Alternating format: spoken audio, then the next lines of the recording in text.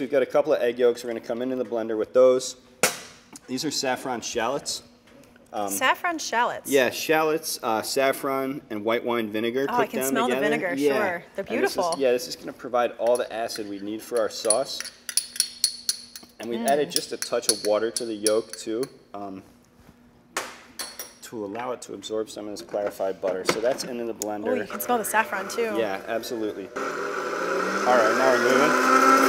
Cool. That's what we want. Oh, look at that color. Yeah, the color comes out. We want to like totally pulverize these shallots. Okay. We're going to slowly clarified butter? Clarified butter to the sauce, yeah. The best part.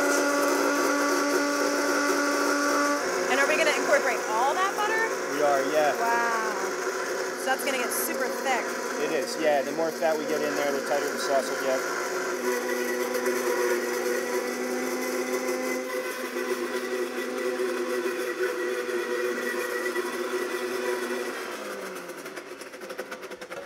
We've got béarnaise sauce. Excellent.